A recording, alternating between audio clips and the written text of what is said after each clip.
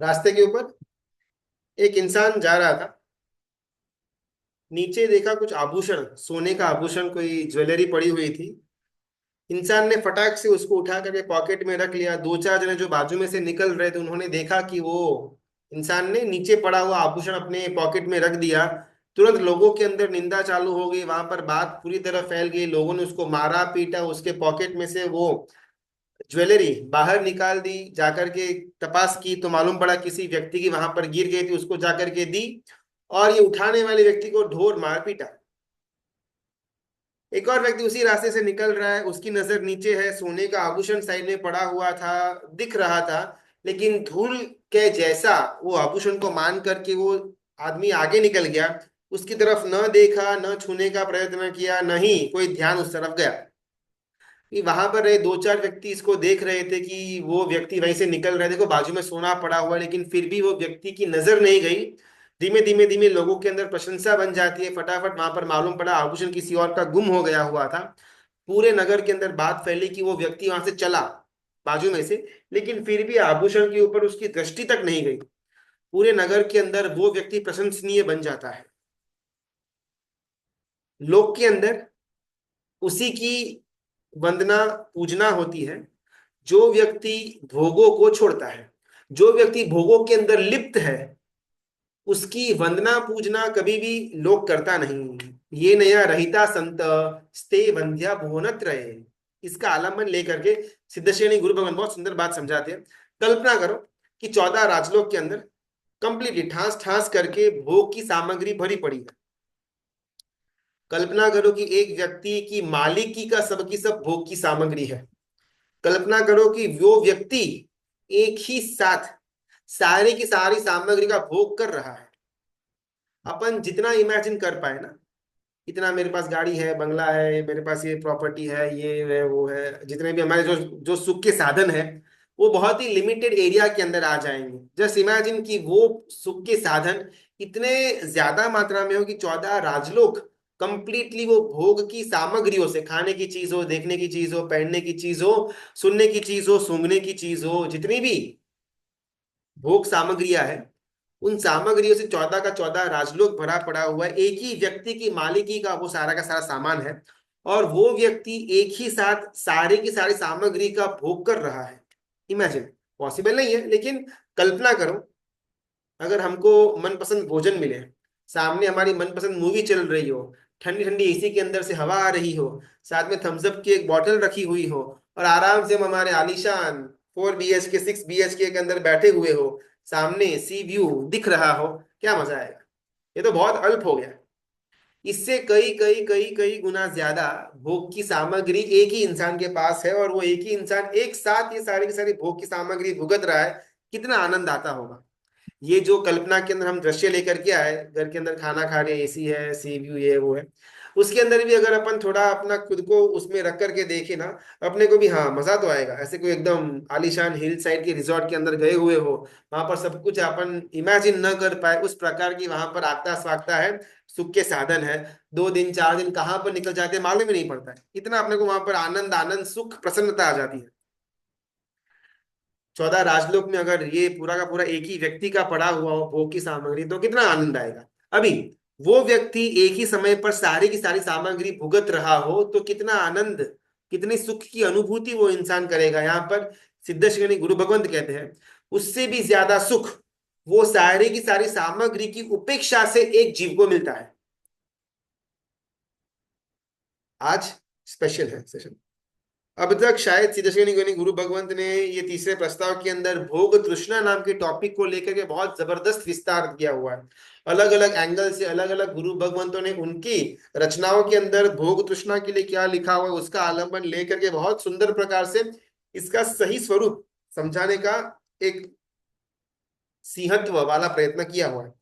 अभी ये भोग तृष्णा कैसी है, स्वरूप कैसे, मालूम तो पड़ गया। ये कितनी जीव को दुर्गति के अंदर लेकर के जाने वाली बनती है। मोक्ष मार्ग में अगर कोई एक चीज रुकावट हो अनंत भवों के अंदर, तो वो सिर्फ और सिर्फ भोग तृष्णा ही। सब कुछ समझने के बाद अब आते हैं हमारी मूल बात की, ये भोग तृष्णा से बचने के हमारे पास उपाय, स्टेप्स कौन से हैं। बिकॉज जीव जब तक छद्मस्त अवस्था के अंदर, जब तक संसार के अंदर घूम रहा है, वो जीव अलग अलग भोगों से वासित उसकी मति बनेगी। अलग अलग समय पर द्रव्य क्षेत्र काल भाव के कारण से अलग अलग विचार आएंगे। अलग अलग कर्मों के उदय के कारण से अंदर से परिबल आएगा भोगों को भुगतने का। ये सहज है, हर एक छद्मस्त जीव के लिए पॉसिबल एट एनी टाइम। तो उस समय जीव को करना क्या, हमारी वो बात आई। खरी श्रीमंताई ना उसके अंदर है कि जिसे मेरे पास करोड़ों रुपए हो, वो श्रीमंताई नहीं। लेकिन करोड़ों रुपए की कोई कीमत ही न रहे, वो खरी श्रीमंताई। सबसे पहला स्टेप देते हैं सुदामा स्वामी महाराजा। उन्होंने आचारांग नाम के अपने आगम ग्रंथ के अंदर स्टेप वाइज भोग तृष्णा से जीव कैसे छूट सकता है, उससे कैसे बच सकता है, उसकी बात करते हैं। उवहे माणो सद्द रूहेसु अंजू मारा भी संकी मरणा पमुच्चिया। जो शब्द रूप रस गंध स्पर्श इन सब के अंदर से गुजरता है जीव और संपर्क में आ भी जाता है, लेकिन इन सारे पुद्गलों से जीव का संयोग नहीं होता। सिर्फ उपेक्षा भाव के अंदर वो जीव रहता है। वो जीव बहुत सरल गति से मोक्ष तक पहुंच जाता है। सबसे पहला स्टेप वापस, जो शब्द रूप रस गंध स्पर्श इन सारे के सारे विषयों के अंदर, इसको अपन अनिष्ट विषय बोलते हैं, इष्टानिष्ट विषय बोलते हैं, इनके बीच में से पसार हो जाए, पास हो रहा है, जो अपन सब हो रहे हैं।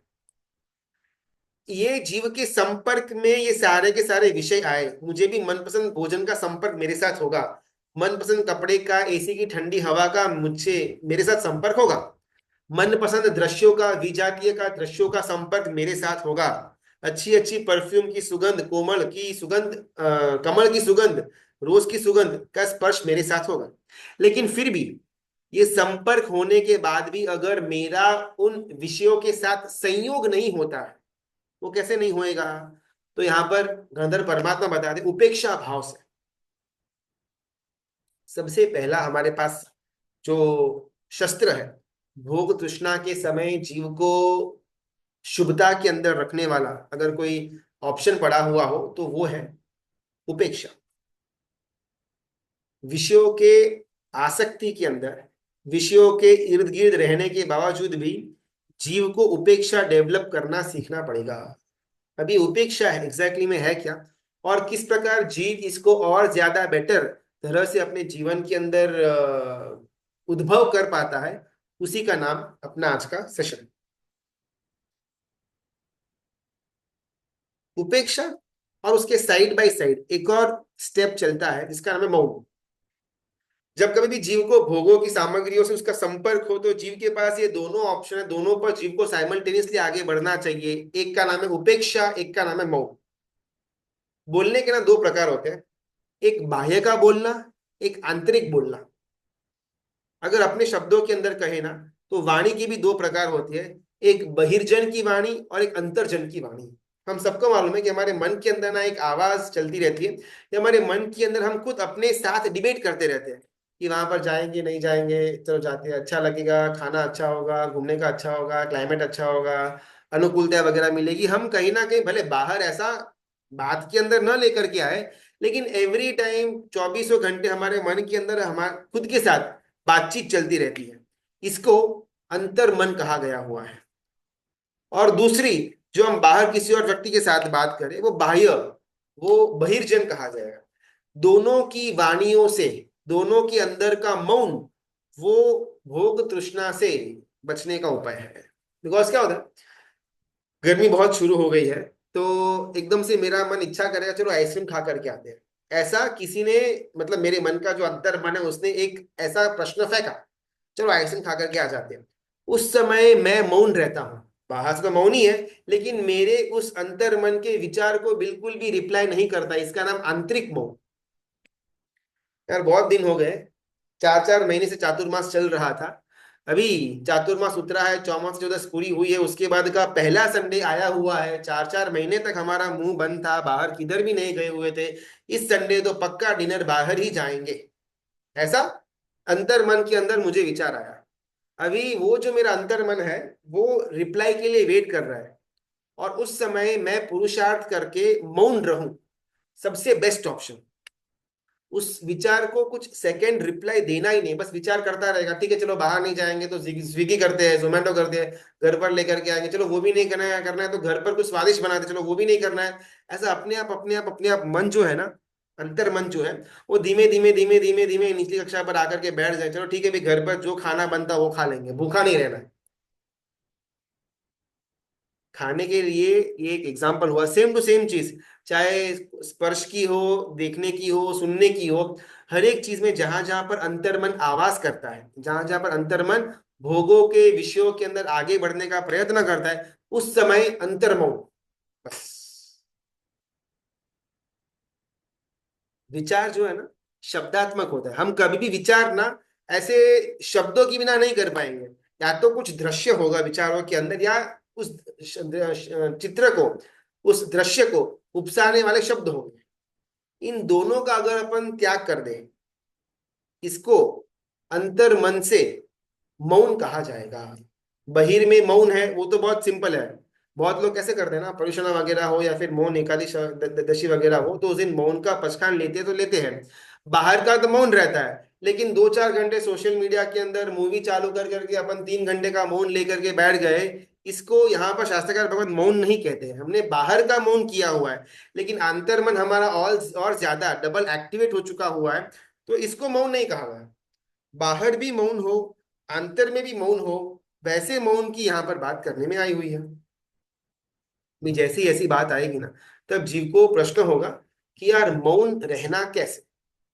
चलो बाहर का मौन तो समझ में आ गया कि अपन किसी से बात नहीं करेंगे, थोड़ा बहुत अपन वहां पर संयम रख सकते हैं।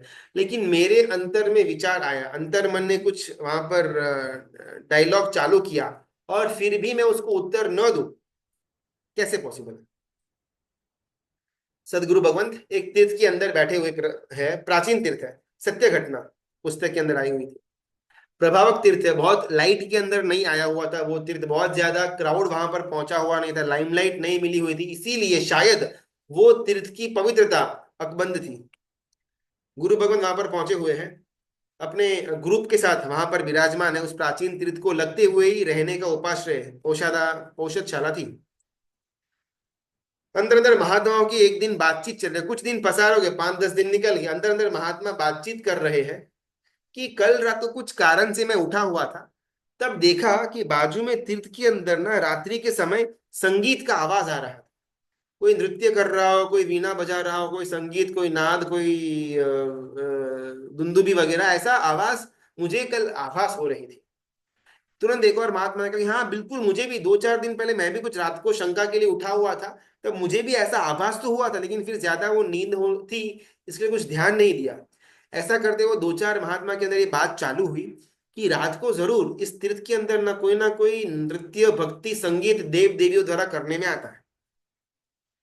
ये सब बातें ऐसी है ना कि किसी भी पुरुष, किसी भी जीव को इसके अंदर इंटरेस्ट आ जाए, ओहो ऐसा है कि अपन बाजू में ही रह रहे हैं, उसी तीर्थ के अंदर रात को ऐसे दिव्य ध्वनि संगीत प्रकट हो रहा है, तो किसको इंटरेस्ट ना आए। धीमे धीमे धीमे ये बात उनके जो आचार्य भगवंत थे, जो गुरु थे, उन तक पहुंची। गुरु ने बोला अच्छा ऐसा है कि मुझे अभी तक ऐसा कुछ ध्यान में आया तो था नहीं, लेकिन अगर आप लोग बोल रहे हो तो होगा। तो अपन एक काम करते हैं, अभी कल की जो रात है ना, अपन सब साथ में उठते हैं।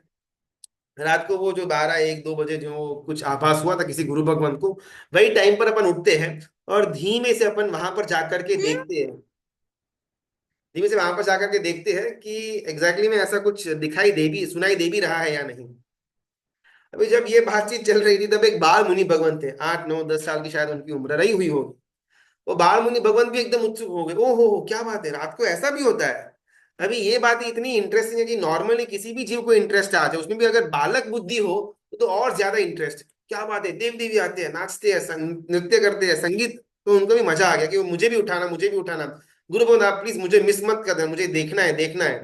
गुरु बोला एकदम शांति से, हाँ कोई प्रॉब्लम नहीं, मैं तुझे रात को उठा दूंगा, तू आ जाना। लगभग 12:30-12 पौने बजे का टाइम हुआ।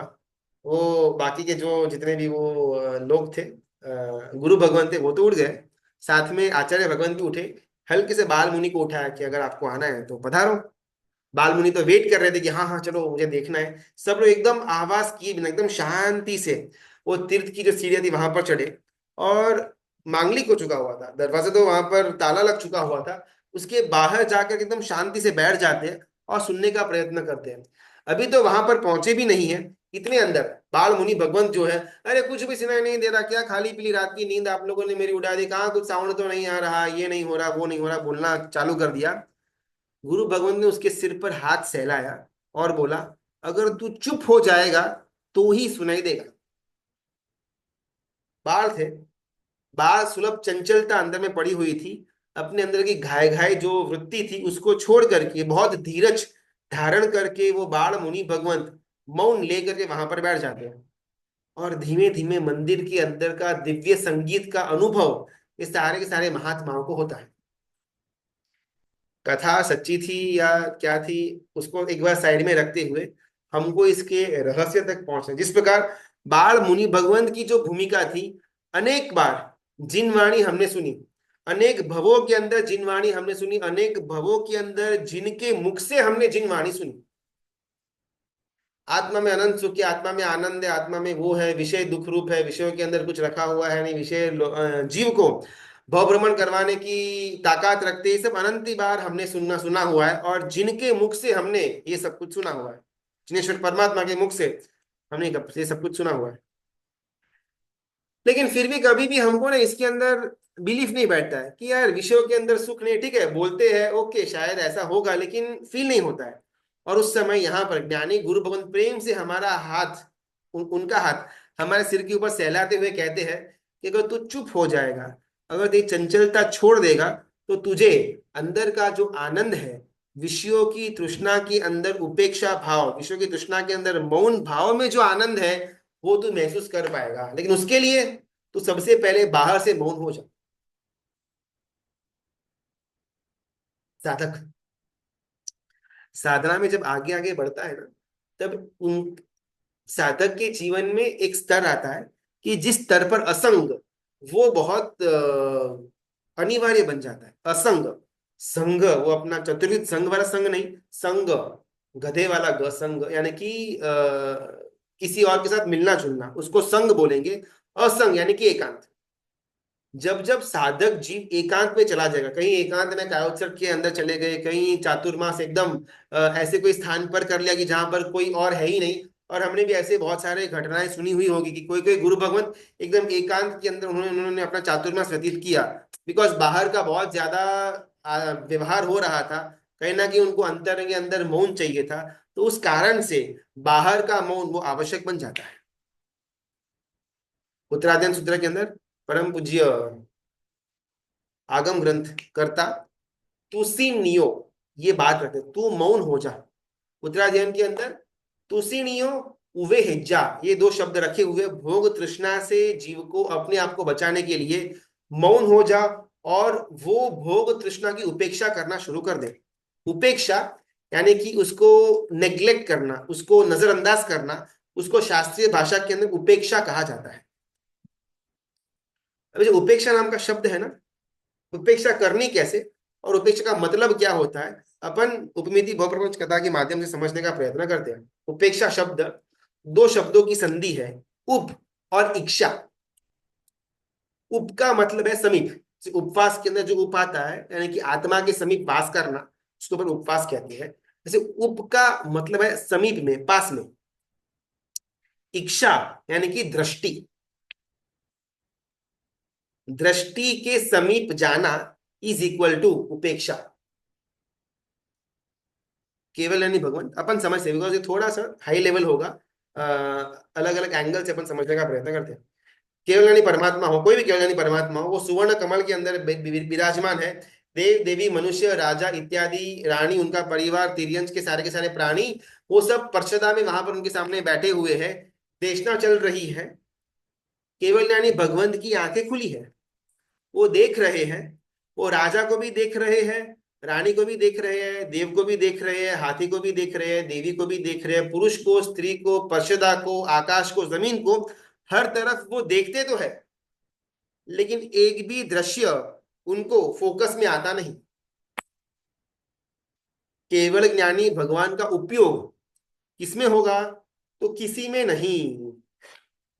इसको बोलते हैं दृष्टि के समीप जाना।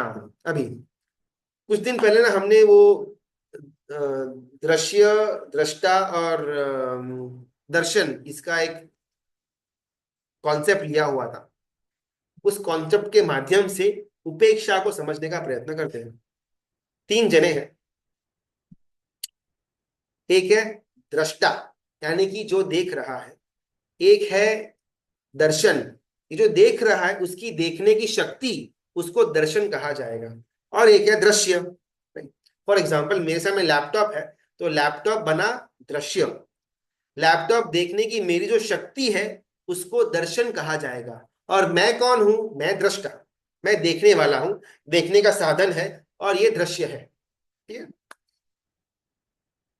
ये दर्शन के माध्यम से हुआ। जब मैं इसके अंदर ज्ञान का उपयोग डालूंगा तो एक है ज्ञाता, एक है ज्ञान, और एक है ज्ञेय।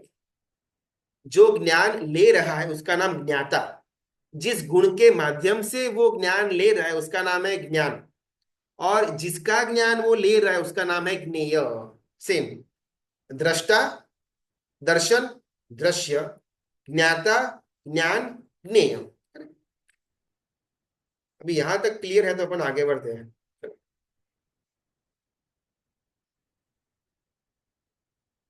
उपेक्षा का मतलब हुआ दृष्टि के समीप, दृष्टि के पास वास करना, दृष्टि आ, से एकमेक होना। अभी हमने तीन चीज समझी, दृष्टा, दर्शन और दृश्य। जब ये दृष्टा और दर्शन दोनों एक में हो जाए उसको उपेक्षा कहा जाएगा। यानी कि जो दृश्य है, ये दृश्य को सिर्फ मैं देख रहा हूं, इससे मेरे अंदर कोई भी फर्क नहीं आ रहा, ये दोनों एक हो गए। दर्शन और दृष्टा बिकम्स द सेम। दृष्टि के समीप जाना, इसका नाम है उपेक्षा। मैंने आपको देखा, लेकिन आपको देखने के बाद जो इंफॉर्मेशन मुझे मिलनी चाहिए थी वो इंफॉर्मेशन मैं लेता ही नहीं। मैंने एसी को देखा, इन एसी को देखने के बाद इसमें से जो ठंडी हवा आ रही है, इसमें जो ठंडक महसूस हो रही है, वो इंफॉर्मेशन को, वो अनुभूति को मैंने लिया ही नहीं। एक्चुअल में उपेक्षा, उपेक्षा का मतलब ये होता है कि जहां पर दृष्टा और दर्शन दोनों एक में हो जाए, फिर दृश्य का कोई वजूद ही नहीं खड़ा रहता। ये उसका एक मीनिंग हुआ। कोई भी वर्ड के ना अपन अपनी तरह से अलग अलग अलग उसके अंदर के मीनिंग्स बिठा सकते हैं। उपेक्षा का सबसे पहला मीनिंग ये हुआ कि दृष्टा और दर्शन दोनों मिल गए और सिर्फ दृश्य को देख रहे हैं, इसमें से कोई इंफॉर्मेशन नहीं ले रहे हैं। इंफॉर्मेशन लेने का नाम है ज्ञान लेना। सामान्य रूप से देखना यानी कि दर्शन। ये फोन मैं देख रहा हूं, ये फोन है, इसका नाम दर्शन हुआ। लेकिन ये कौन सी ब्रांड का फोन है, कौन सा मॉडल है, कौन से ईयर में लॉन्च हुआ है, ये सब मुझे मालूम पड़े, इसका नाम ज्ञान हो जाएगा। मैंने सिर्फ देखा फोन है, ओके फोन है, बस फुल स्टॉप, इसको दर्शन कहा जाएगा। एसी है, बस एसी है, फुल स्टॉप। जब जब मैं दृश्य और जब जब मैं दर्शन और दृष्टा को मिक्स करके आगे बढ़ता हूं, तब तब मेरे अंदर भोग तृष्णा जागृत हो ही नहीं सकती। मुझे एसी तभी पसंद में आएगा जब वो एसी में से ठंडी हवा बाहर आएगी, वो ठंडी हवा मुझे छुएगी और अंदर में एकदम प्रफुल्लित फील होगा। वो सब कब होगा? जब मैंने एसी को देखा और इसमें से मैंने वो अनुभूति ली। अगर घर के अंदर बंद एसी होता है ना, जनरली वो एसी के ऊपर हमारी दृष्टि जाती है ही नहीं। लेकिन जैसे एसी चालू किया, ठंडी हवा बाहर आनी शुरू हो गई, तब हमको हाँ मस्त मजा आया। बिकॉज हमने उसमें से ये एक गुण लिया, एक हमने उसमें से ज्ञान लिया कि एसी चालू है, ठंडी हवा आ रही है, हमको मजा आ रहा है। उपेक्षा भाव के अंदर एसी को देखा, फुल स्टॉप, वो चालू है बंद है ये ज्ञान हमने लिया ही नहीं। फोन है, फुल स्टॉप, कौन सी ब्रांड का है, चालू है या बंद है, कौन सा मॉडल है, इसके अंदर मैंने अपना कोई उपयोग ही नहीं रखा, इसको उपेक्षा कहा जाएगा। बहुत बार ट्रेन के अंदर ट्रैवलिंग करते हैं ना, तो इतनी दरिद्रता वाले इतने अलग अलग लोग आते हैं कि अपन 5 रुपया 10 रुपया देते थे तो हमारे पास चिल्लर भी कभी कभार खाली हो जाता है, कभी कभार तो देते भी नहीं है। लेकिन अगर बहुत बार देने का मन भी होता है, लेकिन हाथ में जो छुट्टा पैसा था वो सारा का सारा खत्म हो जाता है। उसके बाद भी अगर कोई दरिद्र व्यक्ति आए, हमको देने का भाव तो है, मालूम है, लेकिन अभी कुछ है नहीं, अभी सारी 500 या 1000 की तो नोट बंद हो गई है, 500 की नोट से हमारे पास पड़ी हुई है। तो उस समय क्या करेंगे अपन, ऐसा कहीं और देखेंगे कि भाई वो चला जाएगा, अपन कहाँ उसको देख करके मना बोले, बिकॉज एक थोड़ा अपने अंदर भी करुणा का भाव तो जागरूक है। वो हम यहाँ पर देख रहे हैं गरीब बेचारे यहाँ पर भीख मांग रहा है, वो झाड़ू कर रहा है ट्रेन के अंदर, फिर हमने कुछ उसको प्रतिसाद दिया नहीं तो वो आगे बढ़ जाता है, उसका नाम उपेक्षा। हमको वहां पर नहीं करनी है। लेकिन ये जो हमारा व्यवहार था ना, वो दरिद्र व्यक्ति के साथ, गरीब के साथ, उसको उपेक्षा कहा जाता है। और यहाँ पर सिद्धेश्वरी गुरु भगवान सुधर्मा स्वामी महाराजा के अन्वय से हमको पहला रास्ता दिखाते हैं, उपेक्षा का। जब जब हमारे मन के अंदर भोगों के लिए तृष्णा, लालसा जागृत हो जाए, भोगों के लिए उपेक्षा करना शुरू कर दो। जैसे ही इसके अंदर जीव आगे बढ़ेगा ना, प्रैक्टिकली तो जीव को प्रॉब्लम होगा कि उपेक्षा करनी कैसे। अभी वो जो दरिद्र व्यक्ति था ना, उसको साथ हमने उपेक्षा की, उसमें दो तीन अलग अलग फॉर्मूला थे। एक तो मेरे पास छुट्टा पैसा था नहीं, या तो ऑप्शन वन। ऑप्शन टू, मेरे पास था लेकिन देना नहीं था। तो ये दो ऑप्शंस थे जिस कारण से उपेक्षा मैंने कर दी, सहजता से हो गई। लेकिन जब भोगों की बात आती है, मुझे वो भोग चाहिए, मुझे एसी ऑन चाहिए, मुझे मनपसंद भोजन चाहिए, मेरे पास ताकत भी है, चलो मैं एकदम गरीब घर में रहता हूँ, मैं झुपड़ी के अंदर रहता हूँ, फैन में अफोर्ड नहीं कर सकता, एसी तो कहाँ से मैं लेकर के आऊंगा, तो मैं उपेक्षा करूं, ठीक है भी अपन चला लेंगे, फैन नहीं है हाथ से हवा डाल करके सो जाएंगे, वो बात अलग है। शक्ति नहीं है, छुट्टा है ही नहीं भिखारी को देने के लिए, गरीब को देने के लिए, पैसे है ही नहीं एसी को लेकर के आने के लिए, तो उपेक्षा सहजता से हो जाएगी। लेकिन हमारे पास पैसे हैं, हमने घर में एसी लगवा भी दिया, और फिर भी मैं एसी की उपेक्षा करूं, ये कैसे? मेरे मन के अंदर करुणा का भाव भी है, हाथ में छुट्टे भी है, दरिद्र व्यक्ति भी खड़ा है, फिर भी मैं उसकी उपेक्षा करूं कैसे? भले वो नेगेटिव एग्जाम्पल है, लेकिन जब सब कुछ अनुकूलता वाला हो, उस समय में सामने वाले तत्व की, वस्तु की या भोगों की उपेक्षा करना, हाउ इज इट पॉसिबल? और यहाँ पर बहुत सुंदर मार्ग देते हैं सिद्धेश्वरी गुरु भगवान। इतने समय से जो उपमिति भव प्रपंच कथा का स्वाध्याय हुआ, वो ही तो इस कार्य के लिए बना हुआ था। हमने कल के क्लास के अंदर ना कार्य और कारण का भाव जाना हुआ था। कोई भी कार्य हो रहा है तो उसके पीछे कुछ कारण होगा। एसी चालू है, ये कार्य। कारण क्या था? गर्मी बढ़ गई है। हम रोज सुबह जल्दी उठते हैं, कार्य क्यों? कारण हमको नौकरी के अंदर जाना है, पैसे कमाने हैं, धंधा करने जाना है। स्कूल में मैं पढ़ने के लिए जाता हूँ, ये कार्य। और कारण क्या था? डिग्री लेनी है, लाइफ के अंदर सेटल होना है, सक्सेस प्राप्त करनी है, उसका कारण था। जीव का किसी भी व्यक्ति, चाहे संसार के अंदर का कोई घटना हो या धर्म के अंदर के क्षेत्र की कोई घटना हो, हर एक के अंदर कार्य और कारण दोनों का भाव होगा। कभी भी कोई भी कार्य विदाउट कारण नहीं हो सकता है। वैसे ही यहाँ पर सिद्धेश्वरी गणि गुरु भगवान समझाते हैं, कितना जो स्वाध्याय हुआ, पहला प्रस्ताव हुआ, दूसरा प्रस्ताव हुआ, तीसरा प्रस्ताव के अंदर भोगों को लेकर के बहुत लंबा स्वाध्याय हुआ। ये सब कारण था। कार्य क्या था? उपेक्षा।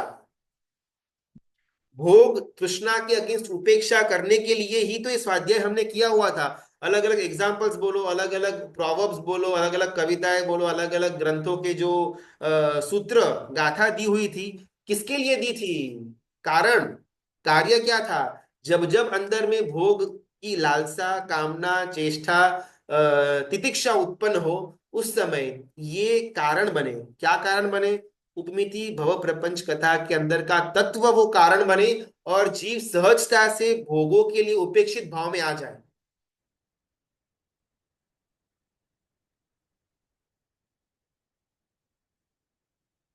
दो ऑप्शंस देते हैं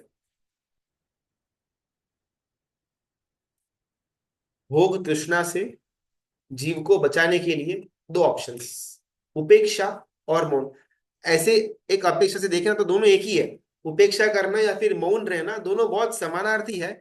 लेकिन अलग अलग एंगल से समझाने के कारण से, अलग अलग ग्रंथों से सिद्धेश्वरी गणि गुरु भगवंत ने ये उपाय लिया हुआ है। तो एक तरफ है आचारांग सूत्र और एक तरफ उत्तराध्ययन सूत्र, दोनों आगम ग्रंथ। और दोनों आगम ग्रंथों में से सॉल्यूशंस को इस ग्रंथ के अंदर डाला हुआ है कि अगर भोग तृष्णा से जीव को बचना है, जीव के पास उपेक्षा और मौन दो उपाय पड़े हुए हैं। उपेक्षा का पहला अर्थ हमने ऐसा किया कि जहां पर दृष्टा और दर्शन दोनों एक हो जाए, दृश्य के साथ सिर्फ वन वे कांटेक्ट और टू वे कांटेक्ट नहीं।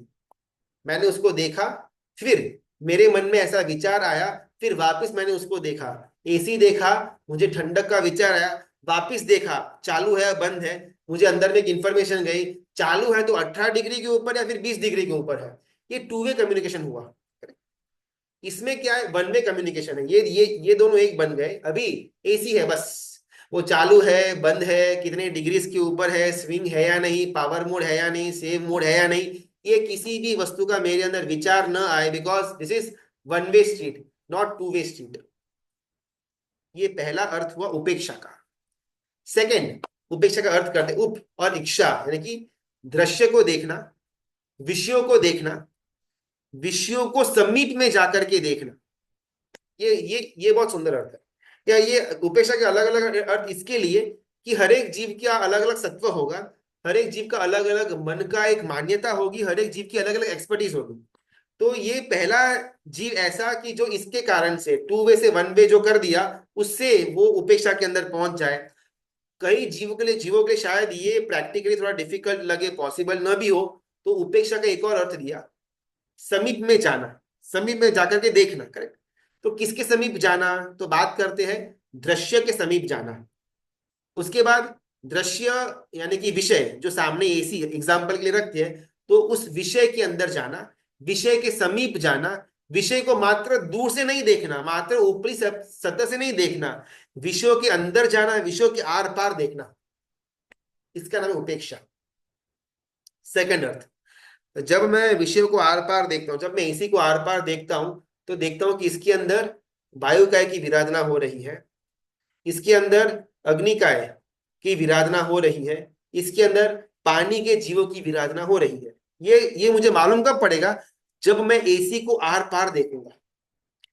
एसी से ठंडी हवा मिल रही है, ये मैंने एसी को ऊपर ऊपर से देखा, लेकिन जब उसके समीप, उसके करीब जाकर के, इच्छा इच्छा पास में जाकर के जब मैं उसको देखूंगा, आर पार देखूंगा, उसके अंदर जाकर के देखने का, अंदर खोलकर देखने की बात नहीं है, लेकिन मेरी दृष्टि उसके अंदर तक पहुंचे और फिर मुझे मालूम पड़े, तो इस एसी पर से मेरा जो भोग की तृष्णा है वो निकल जाएगी। अरे रे, इतने कच्चर घाण होता है जीवों का, किसके लिए, 2-4 घंटे मुझे ठंडी हवा आए और जैसे ही रूम का दरवाजा खुलेगा सब ठंडी गायब। इसके लिए असंख्य अनंत जीवों की मैं यहां पर बलि दे रहा हूं।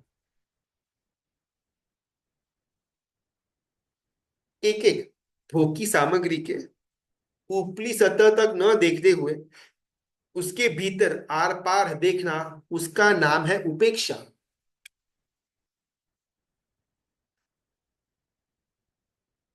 अब तक जो हमारा स्वाध्याय चल रहा था ना, वो स्वाध्याय के अंदर से सुनना था, उसने अपने को ज्यादा ठीक है चिंतन मंथन कर लिया, ओके चलो। लेकिन ये एक ऐसा मूड आया हुआ है कि जिसमें चिंतन मंथन तो ठीक है, लेकिन आगे बढ़ के जीव को परिणाम भी जागरूक करना पड़ेगा। अगर ये सब कुछ सुनता रहूं, चिंतन मंथन करता रहूं, अच्छा भी लगे, सही भी लगे, मेरा मन मान भी जाए, लेकिन फिर भी मेरे जीवन के अंदर भोगों की सामग्रियों के अंदर, भोगों की तृष्णाओं के अंदर जरा सा भी कमी न आए, कंप्लीट वेस्ट ऑफ टाइम। अब तक ठीक है, तत्व सुनने के ही थे, कुछ ज्यादा अपने को उसके अंदर परिणाम नहीं करना था, लेकिन अभी बाह्य रूप से भी, व्यवहार से भी हमको परिणाम दिखाना पड़ेगा। चाहे वो हमारे मनपसंद भोजन के अंदर हो, विजातीय के दृश्य के अंदर हो, कोमल स्पर्शों के अंदर हो, एसी की हवा के अंदर हो, घूमने के अंदर हो, हॉलीडेज के अंदर हो, हमको हमारा परिणाम दिखाना पड़ेगा। भले हमारे लेवल का हो, हमारे सत्व का हो, लेकिन कुछ चेंजेस आना चाहिए। 2 साल पहले, 10 साल पहले मैं जिस प्रकार संसार के अंदर, कीचड़ के अंदर मुंह डाल करके पड़ा रहा था, उसमें और आज की सिचुएशन के अंदर थोड़ा बहुत तो फर्क होना चाहिए। अगर वो फर्क नहीं आ रहा, तो यहाँ पर गुरु भगवंत पूछते हैं, कार्य और कारण का भाव ही टूट जाएगा, फिर कार्य भी वेस्ट, कारण भी वेस्ट।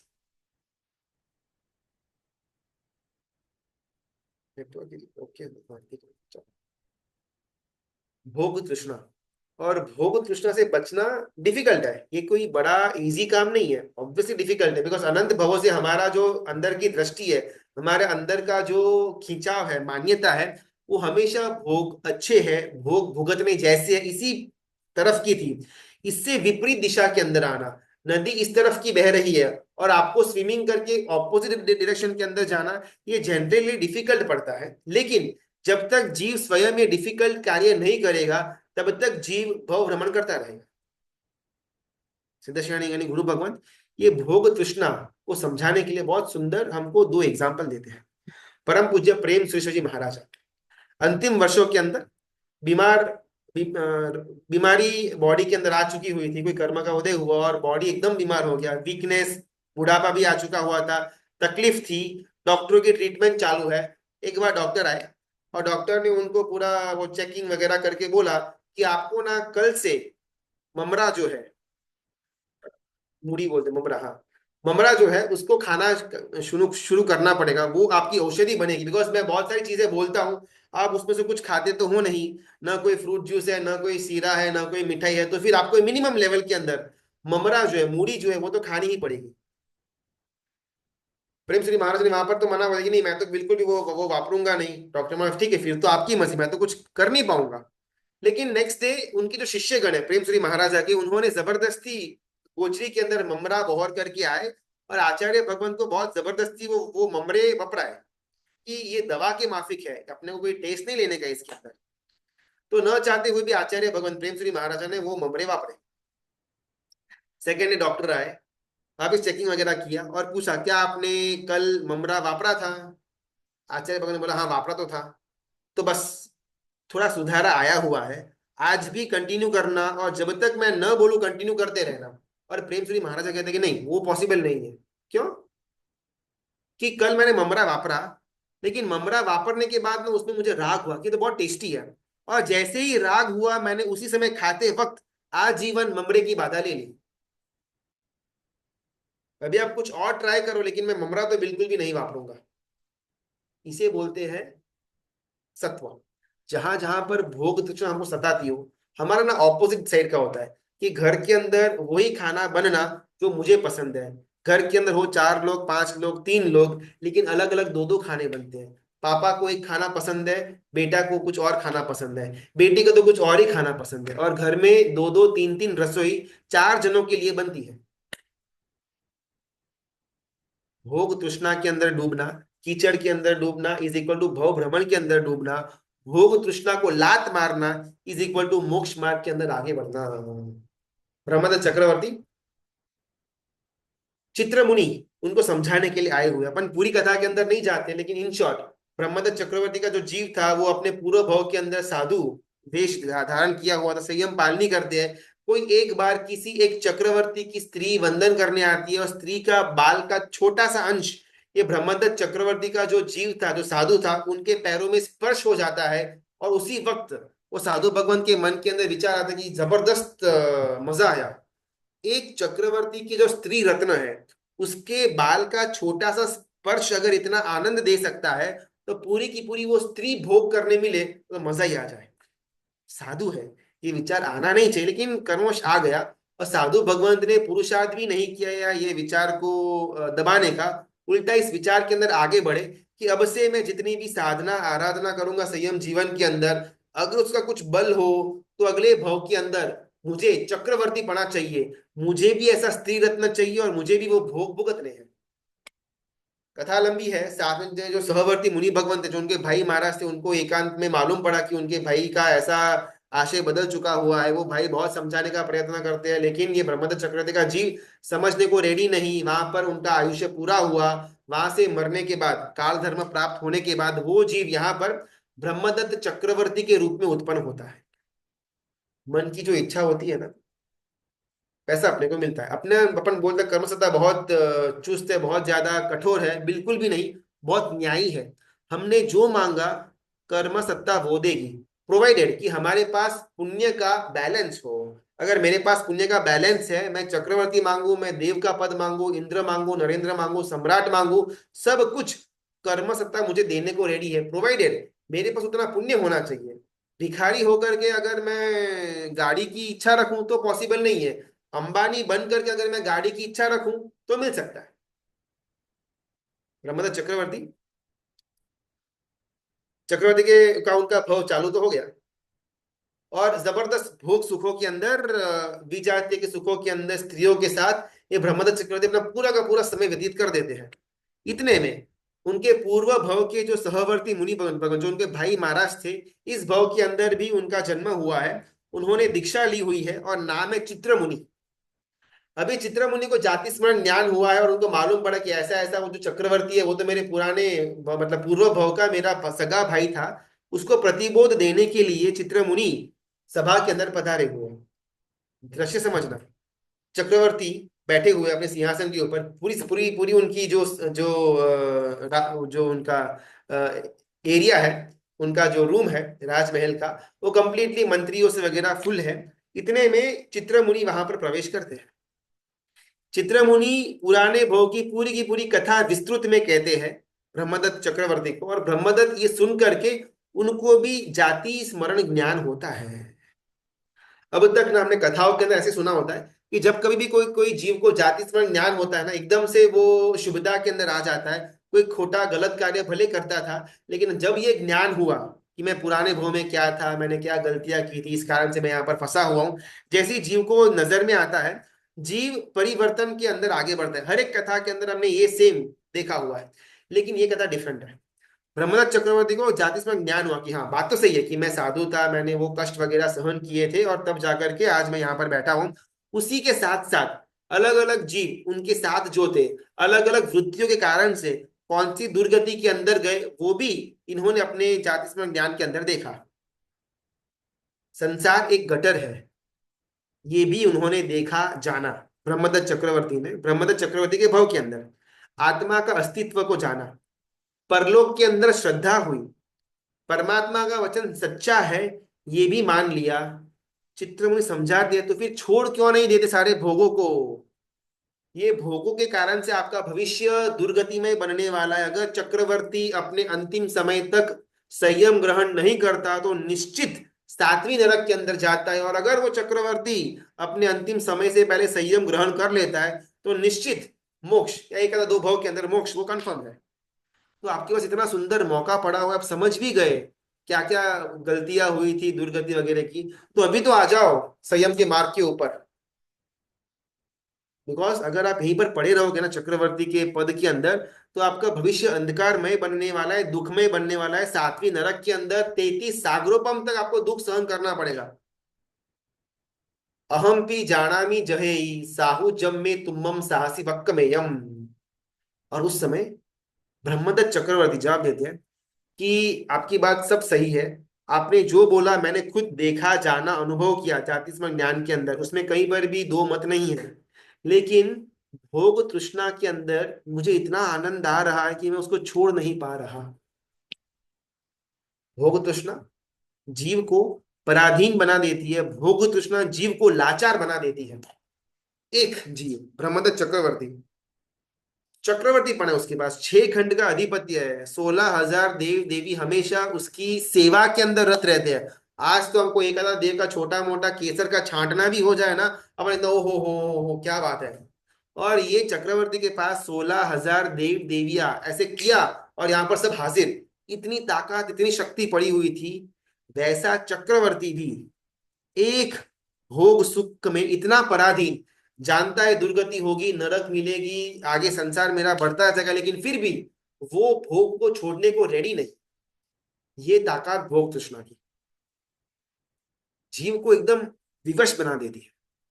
ब्रह्मदत्त चक्रवर्ती जानता है, समझता है, सब कुछ मालूम है, लेकिन वो अपनी आंखें खोलने को रेडी नहीं। कहीं उसी स्थिति के अंदर हम तो नहीं बैठे ना, हमारे पास चक्रवर्ती पद नहीं है, लेकिन हमारे पास भी छोटा मोटा अपना घर है, छोटा मोटा अपना परिवार है, छोटा मोटा अपना भी पति या पत्नी का संयोग होगा, अपना भी एक धंधा होगा, अपने पास भी छोटी मोटी संपत्ति हमने बचा करके रखी हुई होगी। चक्रवर्ती नहीं, लेकिन हमारे एंगल से भी हमारे पास थोड़ा बहुत तो है। जो बात चित्रमुनि ने ब्रह्मदत्त चक्रवर्ती को बोली, वही बात सिद्धश्री गुरु भगवंत हमको बोल रहे हैं। स्टोरी ब्रह्मदत्त की नहीं है, स्टोरी चित्रमुनि की नहीं है, स्टोरी हमारी है, स्टोरी सिद्धश्रेणी गुरु भगवंत की है। भोग तृष्णा छोड़ो छोड़ो छोड़ो, उसका अलग अलग उपाय भी दिया। सब कुछ समझाने के बाद भी ब्रह्मदत्त बोलता है कि मैं छोड़ नहीं पाऊंगा, मुझे उसके अंदर आनंद आता है। आई बिलीव, आई अग्री कि ये छोड़ने जैसा है, दुखमय है, संसार बढ़ाएगा, भव भ्रमण कराएगा, लेकिन सॉरी, मैं छोड़ नहीं पाऊंगा। आज शायद हम कहीं ना कहीं उसी ब्रह्मदत्त चक्रवर्ती की जो मान्यता है उसको पकड़ करके बैठ गए हैं कि भाई वो एसी तो नहीं छोड़ पाएंगे, वो हमको मनपसंद भोजन तो कैसे छोड़ सकते हैं। ठीक, कभी कभार एक आधा दो बार आमबेल कर लिया, होली कर ली, वो बात अलग है, लेकिन रूटीन के अंदर घर में प्रॉपर मनपसंद भोजन ही बनना चाहिए। 2 4 महीने में एक आधा बार तो हॉलीडेज में जाना पड़ेगा ना, अपन रूटीन की जिंदगी से बोर आ जाते हैं, थोड़ा तो जाना पड़ेगा। ये जो हमारी भोग की तृष्णाएं हैं, चातुर्मास पूर्ण अभी चालू होने से पहले चलो बाहर जितना खाना है खा लेते हैं, घूमना है घूम लेते हैं, पूरा होने के बाद ही अभी बाहर का समय मिलेगा। अभी आम बाजार में आ चुकी है, हमारे घर पर अभी तक आम क्यों नहीं आई, मुझे अभी तक आम रस क्यों नहीं मिला। ये सब हमारे अंदर की जो भोग तृष्णाएं हैं, जब तक मैं स्वयं पुरुषार्थ करके इससे छुटकारा नहीं प्राप्त करूंगा, तब तक ब्रह्मदत्त चक्रवर्ती भले 7वीं नरक में पड़ा हुआ रहेगा। मेरे साथ उसका भी और उसके साथ मेरा भी रिजर्वेशन पक्का है, बिकॉज दोनों की मान्यता सेम है। एक अजैन व्यक्ति महात्मा के संपर्क में आएगा, शायद पहली बार एक आधा व्याख्यान सुनेगा, दीक्षा लेने का शायद उसको भाव भी होगा, दीक्षा ले भी लेगा, प्रचंड पराक्रम से चरित्र की साधना कर लेगा, 2 3 भवों के अंदर शायद मोक्ष पर भी चला जाएगा। हम रोज प्रवचन सुनते हैं, हम रोज तत्व को सुनते हैं, हम रोज चातुर्मास के अंदर या बाकी के टाइमों के अंदर गुरु भगवान के पास तत्व की चिंतवना तत्व की बात भी करते हैं। लेकिन हमारे अंदर एक तुमाखी होती है, हमारे अंदर एक एक एक अहंकारपना होता है कि मैं सब जानता हूं, और वो तुमाखी अंदर की हमारा भाव बिगाड़ देती है। मैं जो नहीं जानता ना, वो मुझे ज्यादा प्रॉब्लमेटिक नहीं है, लेकिन मैं जो जानता हूं, मुझे जो लगता है कि मैं जानता हूं, लेकिन सही मायने में मैं उसे अनजान हूं, वो ज्यादा प्रॉब्लमेटिक है। जो चीज मेरे ज्ञान में है ही नहीं ना, वो शायद इतना कुछ मुझे दुख नहीं दे पाएगी, लेकिन मुझे लगता है कि मैं ये चीज को जानता हूं, और जो आधी अधूरी इंफॉर्मेशन है, जो गलत इंफॉर्मेशन है, वो ज्यादा खतरनाक बनती है। भोग तृष्णा, हमको लगता है कि मैं जानता हूं कि ठीक है भाई, ये सब सब करते हैं, इसमें क्या बड़ा, इसमें क्या बड़ी बात है। भोग तृष्णा न जानना वो अलग बात है, भोग तृष्णा को आधी अधूरी जानना, गलत उसका प्ररूपणा करना, ये हाईली डेंजरस। अजैन व्यक्ति है, शायद उसको धर्म के बारे में, परमात्मा के शासन के बारे में कुछ ध्यान नहीं था, एक आधा दो बार व्याख्यान सुना, दीक्षा ले ली, जबरदस्त प्रचंड पुरुषार्थ किया, 2 4 भाव के अंदर मोक्ष हो गया, एकदम इजी है, कॉमन है, और हम देखते भी है। लेकिन मैं आप हम सब शायद सालों से तत्वों की बात कर रहे हैं, सुन रहे हैं, अभी तक हमारे अंदर संयम तो बहुत दूर की बात, भोग तृष्णा से दूर होने की बात भी हमको रास नहीं आती कि यार ये तो होता है, इतना तो चलता है। वो जो हमारे अंदर को अंदर की जो भ्रमणा है, अंदर की जो तुमाखी है कि मुझे लगता है कि मुझे मालूम है, वो हमको ले डूबती है।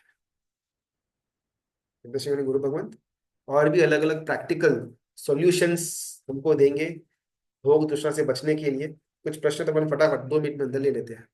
एक बार रिपीट करिए ना, मेरे ख्याल से वो दृश्य वाला अगर होगा तो अपन रिपीट ले लेते हैं। जाति स्मरण ज्ञान मतलब पूर्व जन्म का ज्ञान ना, वो ज्ञान कैसे होता है जाति स्मरण, हाँ। जाति स्मरण ज्ञान यानी कि मति ज्ञान का एक सब टॉपिक, सब वेराइटी है।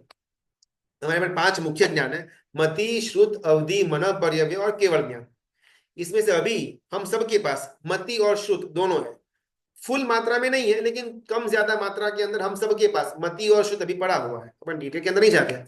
मति का एक प्रकार है, एक भेद है, एक सब टॉपिक है जाति स्मरण ज्ञान, जिसके अंदर जीव को पूर्व भव का, मेरा जीव मैं पूर्व के अंदर कहां पर था, क्या करके आया हुआ था, वो चीज मुझे ज्ञान के अंदर मालूम पड़े, उस दृश्य को मैं देखूं, यहाँ पुराने टाइम में ऐसा मैं था, ऐसा कर रहा था, वैसा कर रहा था, वो वहां पर गलती हुई थी, उस कारण से मैं यहाँ पर आकर के फंस गया हूँ, वो सब दृश्य जीव को मालूम पड़े।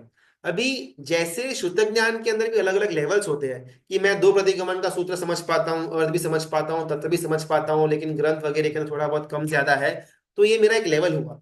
सिमिलरली जाति स्मरण ज्ञान के अंदर भी लेवल होता है, मैं पुराना भाव तो देख पाता हूँ, लेकिन कितना पुराना, 1 भाव पुराना, 2 भाव पुराना, 4 भाव पुराना, वो डिपेंड्स कि मेरा जाति स्मरण ज्ञान कौन सी कक्षा का पड़ा हुआ है। अभी बात आती है कि ये जाति स्मरण ज्ञान मुझे होगा कैसे, बिकॉज आज के जमाने के अंदर भी ये पॉसिबल है, 1 और 2, पहला 2 ज्ञान पॉसिबल है, 3 4 5 अभी इस समय इस अवस्था के अंदर मुझे नहीं हो सकता है। दिनेश भाई, हो सकता है? चलो, जाति स्मरण ज्ञान। तो सब्जेक्ट दूसरा है मेरे को। 14 14 14 14 जो नियम ले रहे हैं उसमें थोड़ा डाउट पूछने का था एक, प्लीज। हाँ, 1 2 मिनट, हाँ, अपन पूरा करते फिर अपन लेते ओके। हैं। जाति स्मरण ज्ञान जीव को होगा कैसे? राइट। सबसे पहला, किसी भी कार्य के अंदर ना कारण भाव होना चाहिए। मैं परमात्मा की पूजा करता हूं तो ये मेरा कार्य हुआ। कारण क्या था कि मुझे परमात्मा जैसा बनना है, परमात्मा के गुणों की प्राप्ति करनी है, दोषों को दूर करना। सबका अलग अलग एंगल होगा। किसी का ऐसा भी एंगल होगा कि घर के अंदर ऐसा रूल है कि पूजा करेंगे तो ही खाना मिलेगा, इतने सालों से करते आ रहे हैं तो कर लेते हैं। अलग अलग सबका कारण होगा कार्य करने का। कोई कारण नबड़ा है, कोई कारण अच्छा है। सिमिलरली, जाति स्मरण ज्ञान मुझे प्राप्त हो, सबसे पहले उसका कारण क्या है? कार्य तो चलो अपन हो जाएगा, लेकिन कारण क्या है? जस्ट मुझे देखना है कि पिछले भाव के अंदर मैं कुत्ता था या मैं भैंसा था या मैं नरक के अंदर पड़ा था फिर मैं मनुष्य था, ये देखना है। तो ये कारण है, लेकिन इतना कोई अच्छा कारण नहीं है, नबड़ा कारण है। ठीक है, अभी अपन रोज पूजा करते हैं इसलिए पूजा कर लेते हैं, ये कोई उसका कारण नहीं हुआ। तो अगर उस कारण से मुझे जाति स्मरण ज्ञान चाहिए तो अभी न मिले वो अच्छा है। लेकिन मुझे भी मेरे जीवन के अंदर कुछ यूटर्न लेकर के आने का है। ऐसे अलग अलग कथाओं के अंदर जाना कि अलग अलग वो पात्र को, वो हमारे हीरो को किसी भी कथा के अंदर जाति स्मरण ज्ञान मिलता है तो उसके जीवन के अंदर यूटर्न आ जाता है। तो मुझे भी अगर ऐसा जाति स्मरण ज्ञान मिल जाए ना तो शायद मेरे जीवन के अंदर भी यूटर्न आ जाए। अगर मेरा ये कारण है तो राइट है। अभी नेक्स्ट स्टेप, मैंने अपना कारण को ठीक कर लिया। अभी कार्य करना कैसे? हाउ टू गेट जाति स्मरण ज्ञान। देखो, यहाँ पर कोई पद्धति नहीं बता रहे। शास्त्र में जितने भी छोटे मोटे आयाम आते हैं ना उसी पर बात होएगी। अभी मैं ये फॉलो करूंगा तो मुझे मिलेगा ही मिलेगा, ऐसी कोई श्योरिटी नहीं है। अगर होता तो हम सबको कब का हो जाता 34 मंजिल।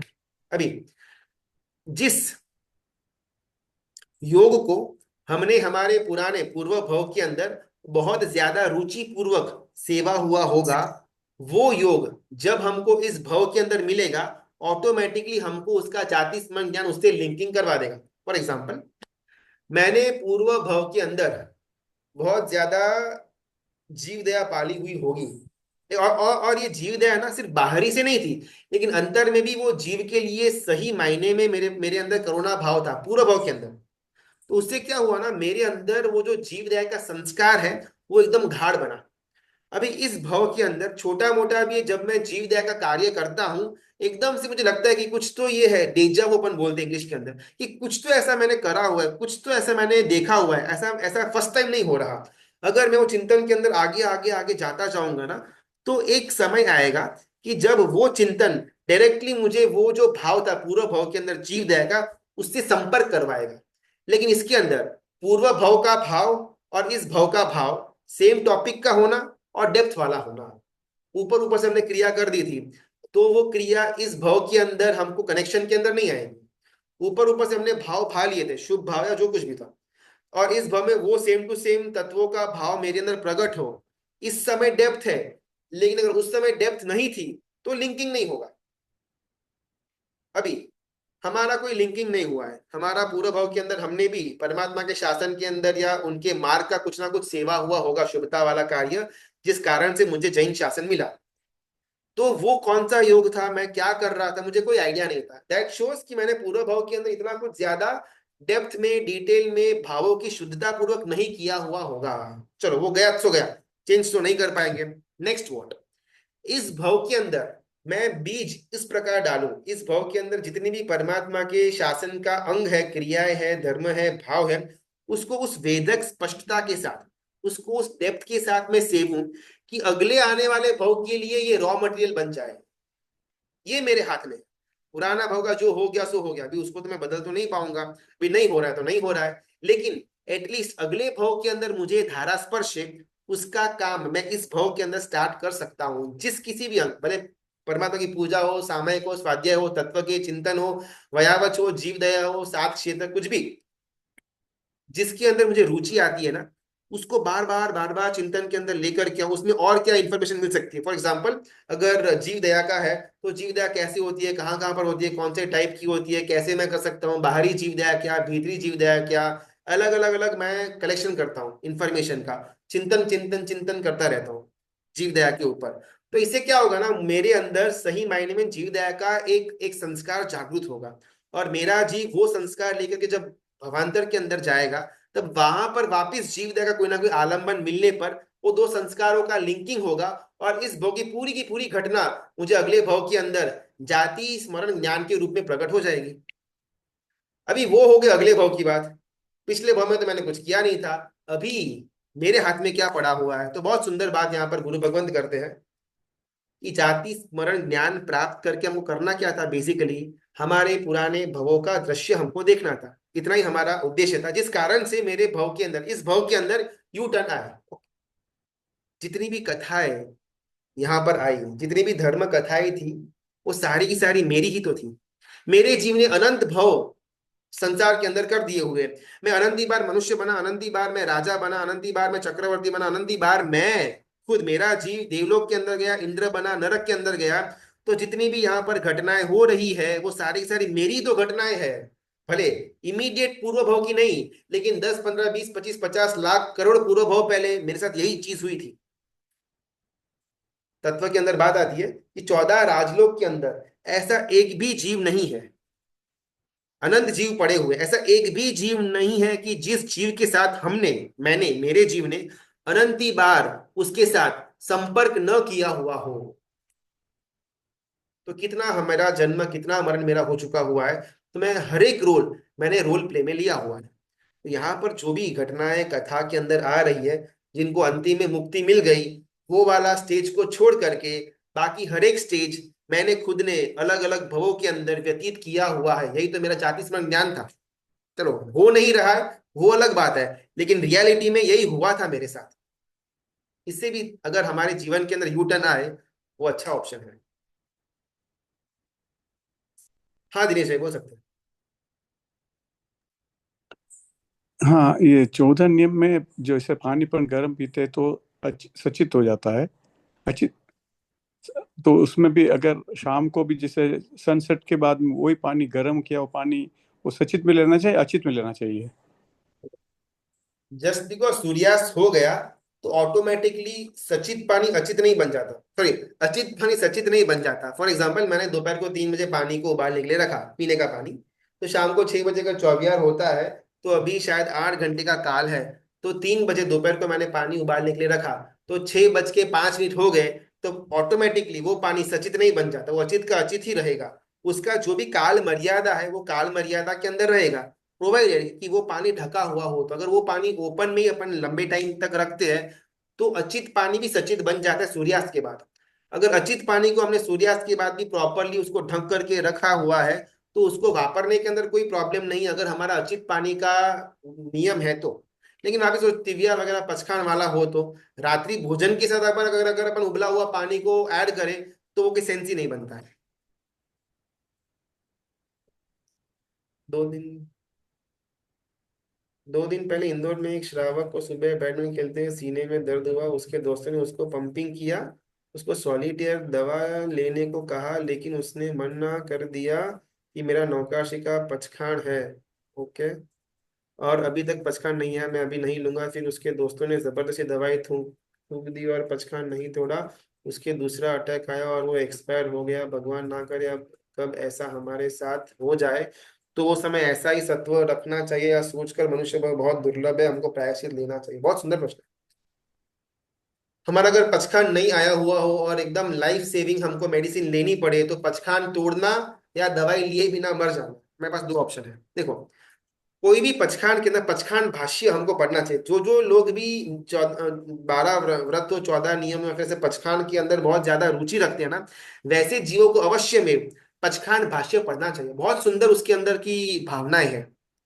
उसमें आगार का एक चैप्टर आता है पचखान भाष्य के अंदर। आगार यानी कि छूट से, वो अनर्थ के अंदर छूट है कि भाई मैंने कायोत्सर्ग के अंदर छींक आई, उधरस है, कफ है वगैरह वगैरह, तो फिर मेरा मेरा मेरा कायोत्सर्ग का भंग नहीं होगा। वैसे ही पचखान के अंदर अलग अलग आगार आते हैं। उसमें से एक आगार है सवस्स माही बत्तिया गारेनम। शायद हर एक अपने पचखान, चाहे वो नौकासी का हो या फिर उपवास का हो, ये वर्ड आएगा सवस्स माही बत्तिया गारेनम, यानी कि सर्व समाधि के लिए अगर मुझे मेरे पचखान को देखी रूप से तोड़ना पड़े, फिर भी उसमें तोड़ने का कोई भी दोष मुझे नहीं लगेगा। इसे स्टार्टिंग में मैंने बोल दिया।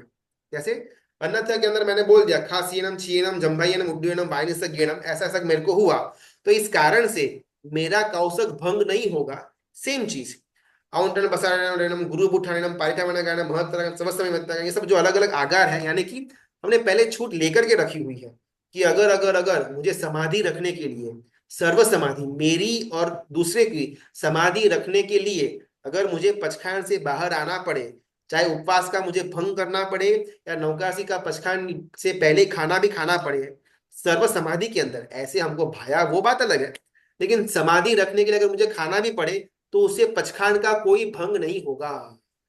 ये आगार हुआ, छूट हुई। अभी अगर मेरे पास सत्व है तो मैं छूट का प्रयोग नहीं करूंगा, लेकिन हर एक जीव सत्वशाली नहीं हो सकता है। कोई कोई जीव सहन कर लेगा, मरणांत तक कष्ट भी सहन कर लेगा, तो सत्व है तो सहन करे। और अगर सत्व नहीं है तो छोटा मोटा या खाना हो दवाई हो ऐसा कुछ लेकर के भी अपना जीवन टिका सके। वो पर्सन टू पर्सन ये आंसर वेरी होगा। लेकिन अगर हमारे अंदर वो सत्व नहीं है, हमारा हमको एकदम से अंदर से जी घबरा रहा है, दवाई लेनी पड़ेगी, नौकासी नहीं आई हुई है, मन के अंदर रौद्र ध्यान आ जाए, आत्म ध्यान आ जाए कि कैसा ऐसा पगे हो गया, जाना पड़ेगा सब कुछ ये वो, तो वो समाधि नहीं कही जाएगी। उस समय वो विचारों को त्याग करके फटाफट दवाई या खाना खा लेना वो उचित वस्तु है। लेकिन अगर मेरे पास सत्व है, मरणांत तक कष्ट होने पर भी अगर मैं अपने मन के अंदर समाधि भाव शुभ भाव रख सकता हूं तो कोई प्रॉब्लम नहीं है। तो ये पर्सन टू पर्सन वेरी होगा। डिलीवरी का क्वेश्चन हो गया, चलो। नहीं, वो डिलीवरी का प्रस्तुति का बाकी है, वो सूतक का ना अपन थोड़ा उसका डिबेटेबल है, थोड़ा लंबा प्रश्न हो जाएगा सूतक के ऊपर, तो अपन कल के क्लास में लेने का प्रयत्न करेंगे। आप स्टार्टिंग में एक बार रिमाइंडर दे देना, अपन कल सूतक के बारे में जानेंगे। एक हो एक मिनट सकता गुरु है। जी। हाँ, थोड़ा वो जो आपने बताया तो थोड़ा एक्चुअल साउंड बहुत इको हो रहा था, क्लियर नहीं हुआ, प्लीज एक बार थोड़ा रिपीट हाँ, करेंगे प्लीज। यस। शाम को समझो 2-3 बजे मैंने पानी को उबाला, गर्म किया, पानी को अचित कर दिया। शाम को लगभग 6 बजे के आसपास चौबियार होता है, सूर्यास्त होता है। तो जस्ट बिकॉज सूर्यास्त हो गया, अचित पानी सचित नहीं बन जाता, प्रोवाइडेड कि वो पानी ढक करके रखा हुआ हो। तो सूर्यास्त होने के बाद भी अगर उबला हुआ पानी ओपन में रखा हुआ है तो वो सचित बन जाएगा। लेकिन सूर्यास्त के टाइम के आसपास ही मैंने उसको प्रॉपर बर्तन के अंदर वो ढक्कन डाल करके रख दिया। इससे मिट्टी का घड़ा नहीं चलेगा, बिकॉज मिट्टी का घड़ा पोरस है, तो बाहर की हवा का संपर्क होगा तो वो अचित बन जाएगा, तो सचित बन जाएगा। लेकिन किसी तपेली के अंदर, पतीले के अंदर डाल करके ढक करके रखा हुआ है तो सूर्यास्त के बाद भी अचित पानी अचित ही रहेगा। उसका जितना भी 8 या 9 घंटे का जो भी काल मर्यादा है उसके हिसाब से। अभी ये जो अचित पानी सूर्यास्त के बाद मैंने रखा हुआ है, उसको मैं तिबियार के अंदर उपयोग करूं तो चलेगा। लेकिन रात को खाना खाना है लेकिन साथ में उबला हुआ पानी चाहिए, तो वो कोई मतलब बनता नहीं है। नहीं, त्योहार में यूज करने के लिए होने का है हाँ, बस। नो प्रॉब्लम, एकदम सुपर कर सकते हैं। पानी ढक देना सूर्यास्त के पहले ही, और जो भी उसका काल मर्यादा है 8 घंटे की वो ध्यान में रखना। लेकिन फिर शाम को वापिस रात को 8 बजे पानी उबालना मत। हाँ, सूर्यास्त के बराबर। पहले उबाल कर रखा हुआ है वो वापरना, सूर्यास्त के बाद उबालने के लिए मत जाना। ओके ओके, धन्यवाद गुरु जी। तो पूछना तो पूछ सकते, रिंकू कुमार, रिंकू भाई, चलो भैया, जी प्रणाम गुरुजी।